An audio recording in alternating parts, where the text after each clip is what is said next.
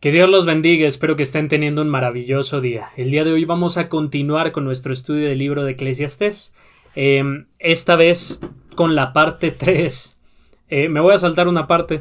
Estuve revisando la parte 2 y con tiempo un poquito apretado y la verdad es que no me gustó. No me gustó mucho.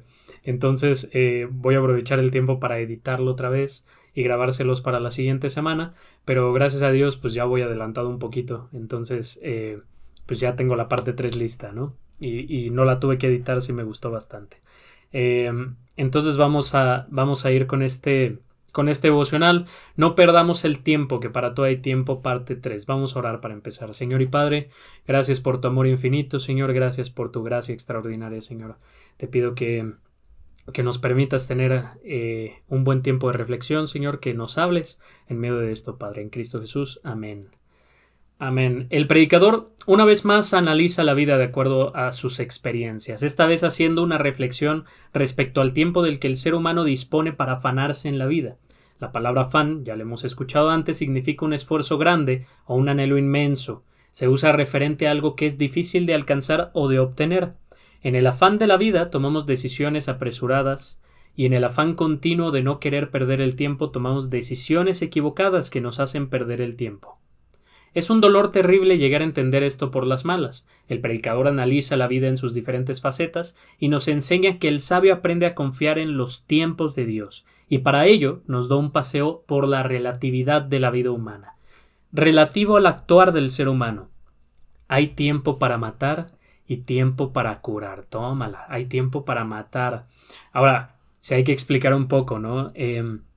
Tal vez el rey Salomón sí se refería a que hay tiempo para matar.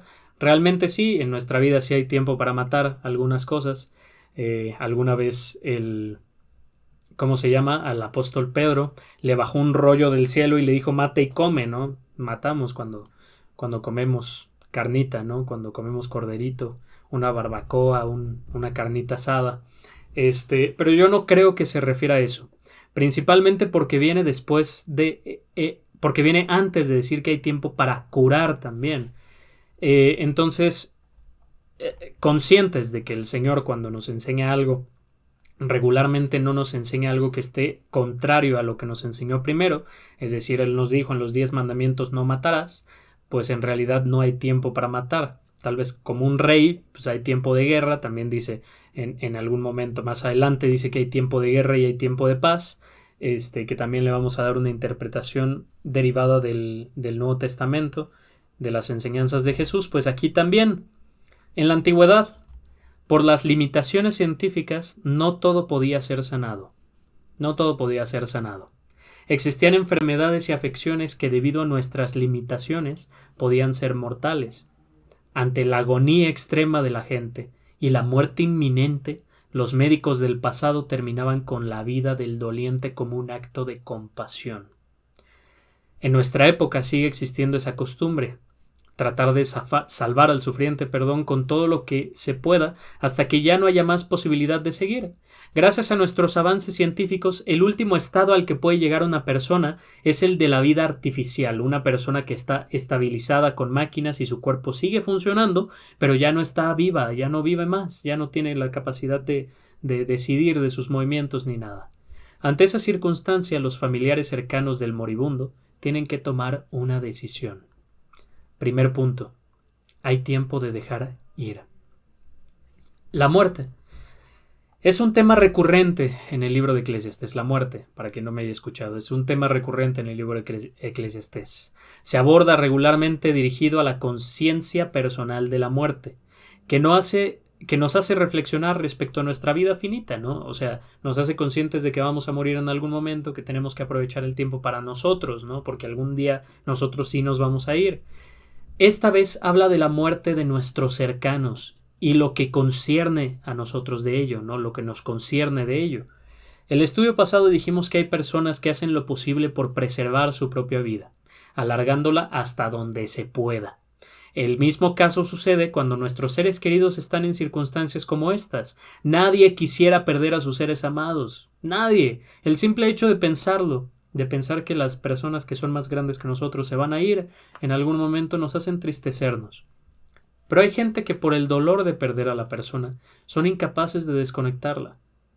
Incluso hay quienes, a pesar de haber fallecido el ser querido, a pesar de que ya lo cremaron, de que ya lo enterraron, son incapaces de soltar a su familiar. Incluso hay personas que fingen que la persona sigue con vida. Hay esposas que sus esposos se les mueren y siguen sirviendo 2 platos en la mesa. Siguen dejando un espacio en el sillón. Siguen dejando un espacio en la cama. Hay gente que lo hace como ritual, ¿no? Como para ir aceptando que ya se fue, ¿no? O lo hacen como un sentimiento lindo. Pero también hay gente que lo hace por una situación ya de carácter psicológico, que dejan la comida y hasta se enojan, ¿no? Otra vez no llegó este desgraciado, seguro está en quién sabe dónde, y tiran la comida, ¿no? Y el señor ya se fue y la persona lo sabe, pero viven en una constante negación en la vida. Para entender un poco más acerca de esta situación de sabiduría que el Señor nos quiere hacer entender, hay que entender que perder a alguien es parte de la vida, es parte de la vida. Y no dejar ir a la persona, sea la circunstancia que sea, nos estanca. El Señor Jesús habla al respecto con unas palabras que parecen bien duras, de veras, pero que al analizarlas cobran un sentido especial y un sentido espiritual tremendo. Dice así Lucas 9, del 59 al 60. Y dijo a otro, sígueme. Él le dijo, Señor, déjame que primero vaya y entierre a mi padre. Jesús le dijo, deja que los muertos entierren a sus muertos y tú ve y anuncia el reino de Dios. A primera vista suena como una exhortación indolente y cruel, ¿no? Pero toma sentido cuando profundizamos en el pasaje. Vamos a ver algunas consideraciones importantes, como dice el pase en Venid y Ved. Consideración número 1. Algunos cuando leen el pasaje sin conocer el contexto, piensan que ya llevaba el cuerpo de su papá en la carreta, ¿no? Pero no. Una buena paráfrasis para lo que dijo puede ser déjame seguirte una vez que haya enterrado a mi padre.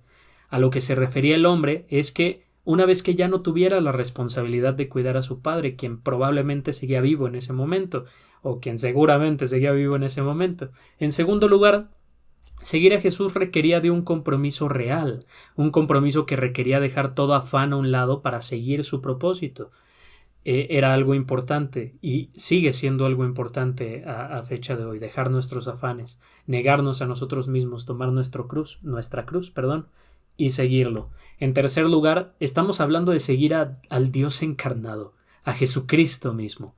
Es totalmente lógico pensar que el Señor contempla la necesidad de la persona y de su Padre también, especialmente la necesidad espiritual.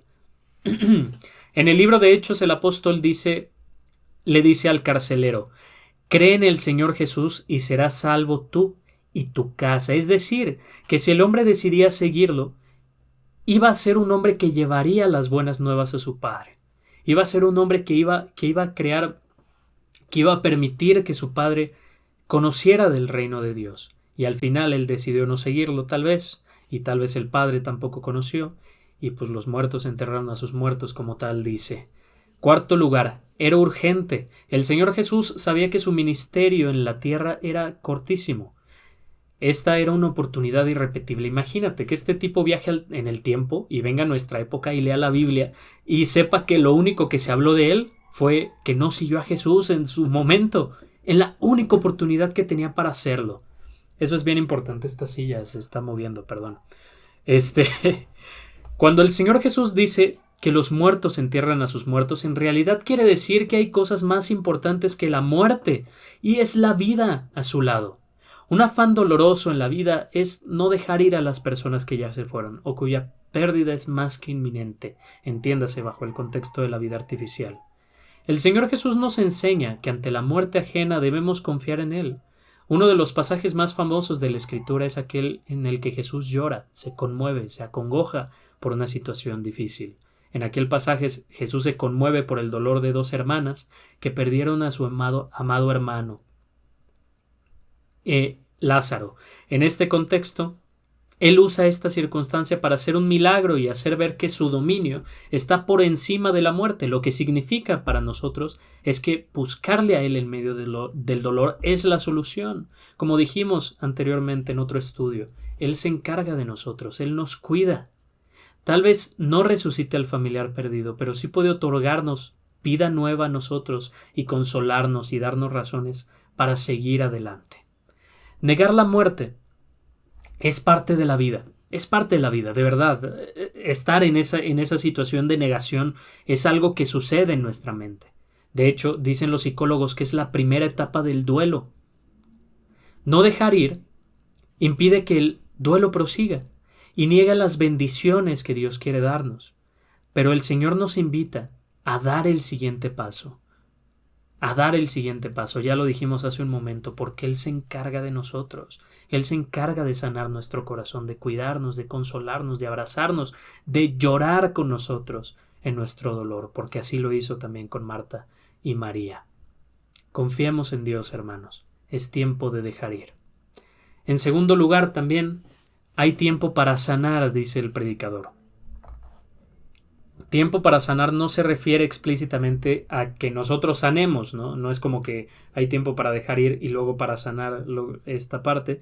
Ya hablamos acerca de sanar nosotros. Tiene que ver con entregarnos al Señor y dejarnos abrazar por su mano amorosa y poderosa de Padre. Pero también es tiempo de que sanemos a otros. Hay tiempo para sanar a los demás. Se refiere a la acción intencional de sanar a otros, perdón. La salud deriva en tres aspectos de nuestra persona: la salud física, mental y espiritual. El Señor en su ministerio en la tierra sanó a las personas de manera integral. Sanó a los ciegos, a los cojos, a los leprosos. Liberó a los endemoniados y a los enfermos de la mente y nos transfirió su vida también sanándonos espiritualmente. Nos dio el ejemplo de lo que significa ser compasivos con los demás para que nosotros también lo hiciéramos con otros. Hace poco el pastor Elí en un devocional mencionó que algunas personas se debaten si la doctrina es más importante que el amor al prójimo. Concluyó que ambas son importantes. La doctrina cristiana nos ayuda a conocer a Dios a través del estudio constante de la Biblia, lo que a su vez nos transforma en gente que ama a los demás, por lo que el amor, la compasión y la misericordia son consecuencias directas de acercarnos a Dios a través de su revelación divina, a través del testimonio de la revelación divina que está en la Biblia. Por lo que es inherente a un seguidor de Jesús buscar por el bien de otros, es decir, para quien no entienda la palabra, está junto con pegado. Seguir a Jesús significa buscar el bien de otros. Es algo que es parte de. Un ejemplo de ello es lo que sucedió en la oscura Europa del año 536 después de Cristo, el bien conocido peor año de la historia de la humanidad. El peor año de la historia de la humanidad. En aquel año, 3 volcanes gigantes hicieron erupción, lo que causó un fenómeno meteorológico terrible para la humanidad, terrible. Toda Europa se cubrió de ceniza por 2 años completos, lo que significaba que las cosechas no crecerían y la gente moría de hambre y de peste.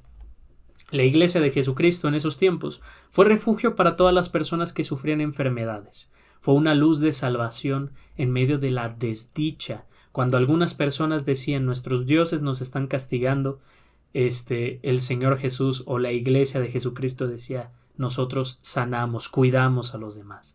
Nuestra misión como cristianos en nuestros contextos particulares es ser compasivos activos. Repito, ser compasivos activos. Es decir, gente que busque el bien integral de las otras personas. Respecto a la salud física, el Señor nos llama a ser intencionales. Existen cristianos como el pastor de mi iglesia, el pastor David Hernández en Querétaro, que son médicos, él es ortopedista y que ayuda de esa forma a varias personas, lo ha hecho cuando es necesario, cuando las personas tienen un tema económico específico y no pueden hacerlo. No pueden tomar asesoría médica o cosas del estilo. También ha habido médicos a lo largo de la historia cristianos que hacen intervenciones quirúrgicas importantes, gratuitas, para preservar la vida y la salud de otras personas. Una forma de cuidar la salud física es siendo una influencia de salud en nuestros contextos también. Si somos nutriólogos, si somos médicos, si somos fisioterapeutas, si somos lo que sea, tenemos esa oportunidad de compartir con los demás. Y a mí me encanta. Por ejemplo, ahí en Oreva está el ministerio médico, ¿no? Y me encanta el ministerio médico, me fascina. Nunca los he acompañado como tal, pero me platican. Siempre que hablo con ellos me platican de que van a diferentes lugares. Van a Cruzchichilsi, que está en la Sierra de Puebla, y atienden a personas de forma gratuita. de forma gratuita, les dan asesorías médicas, les ayudan, les dan medicamentos que son necesarios para ellos. Eso es lo que hace la Iglesia de Jesucristo, eso es lo que hace un seguidor de Jesús, cuidar a los que tienen necesidad. Y si somos médicos y tenemos ese conocimiento, lo mejor que podemos hacer es servir al Señor así, servir a los demás de esa manera. Respecto a la salud mental, el Señor nos llama a hacer la paz entre los individuos. La mayoría de los trastornos mentales surgen de sesgos de inseguridad y maltratos familiares que regularmente vienen de una tradición o cultura tóxica que se hereda en la educación. Cuando el Señor nos habla de paz, lo hace incitándonos a que tengamos sanas relaciones a nuestro alrededor, es decir, que seamos personas que sanan mentalmente hablando. Dice el pastor Alex San Pedro de España, de Valencia. La sana doctrina sana. Si no sana, no es sana doctrina. Y me encanta esta frase, porque es verdad. Si lastima, si hiere, si discrimina, si destruye, si no es sana doctrina. Si es indiferente, si ignora, si no hace nada al respecto, no es sana doctrina. Por el contrario, si ama, soporta, es paciente, es benigno, suma, ayuda, abraza, consuela, impulsa, apoya, es una sana doctrina que sana y guarda la mente de nuestros seres más cercanos. La mente es algo importante. Dice el Señor que sobre toda cosa guardada guarda tu corazón, porque de él emana la vida, y se refiere al alma y se refiere específicamente a nuestra mente, que ahora lo conocemos, ¿no? El alma es la mente. Respecto a la salud espiritual, el Señor nos invita a llevar su evangelio. Hoy en día se tiene un término incorrecto respecto a ser espiritual. Para las personas hoy en día ser espiritual significa ser reflexivo, hacer yoga, ¿no? Hacer disfrutar de la naturaleza, ¿no? Abrazar árboles, tener experiencias sensoriales, ir a Tulum, sentirse bonito, tener buenas vibras. Lo que comúnmente pasa con esta falsa espiritualidad es que aleja a los demás. Es que tú tienes malas vibras y yo tengo buenas, entonces aléjate de mí porque me vas a mal influenciar, ¿no? Me vas a mal influenciar con tus malas vibras, vete de aquí. Eso no es espiritualidad. El término correcto de ser espiritual significa estar cerca de Dios, buscar conocerle a Él y ser influidos por su vida. En las siguientes semanas vamos a tener una predicación que va a hablar del Espíritu Santo y vamos a ver eso, que el espíritu del ser humano es aquello que nos relaciona con Dios. La reflexión, el gozo de la naturaleza, la experiencia de la oración y la alabanza, la paz y ser buena persona es una añadidura de buscar a Dios, es un fruto del Espíritu Santo influyendo en nuestras vidas. Ser espiritual no es buscar añadiduras, es buscar a Dios, buscar lo que nos ha revelado y compartirlo con todos los demás. En conclusión, el predicador entonces nos da a entender que hay tiempo para sanar a los demás. Hay mucho sufrimiento y mucha necesidad en la vida de la gente hoy en día, incluso dentro de nosotros mismos. Es necesario aprovechar el tiempo y cuidar a los que sabemos que lo necesitan.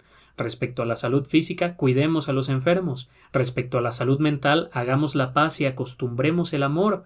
Y respecto a la salud espiritual, llevemos el Evangelio a otros. Hay decisiones difíciles de tomar, que requieren una fuerza externa a nosotros, claro que sí, lo que hablábamos al principio. Es momento de acercarnos a Dios, y si tenemos que dejar ir a alguien en este momento, pues acerquémonos a Dios para poder hacerlo, para que Él sane eso en nosotros, y también acerquémonos a Dios para poder seguir sus propósitos en el tiempo correcto y sanar a los demás. Aprovechemos el tiempo, hermanos, que hay tiempo para dejar ir y tiempo para sanar. Señor y Padre, gracias por esta maravillosa enseñanza. Gracias porque nos permites sanar y nos permites sanar a los demás, Señor. Te pido que como iglesia lo hagamos, que seamos activos en este mundo lleno de dolor, Señor, y que llevemos tu palabra a los demás. En el nombre de Cristo Jesús. Amén. Que Dios los bendiga, hermanos. Hasta luego. Te invito a que me regales un like y una suscripción, eso me ayudaría a seguir haciendo contenido de este tipo. Y recuerda estar atento a mis redes sociales, en donde te avisaré cada vez que subo un video nuevo. Mi nombre es Daniel, alias El Foráneo. Nos vemos luego. Que Dios te bendiga.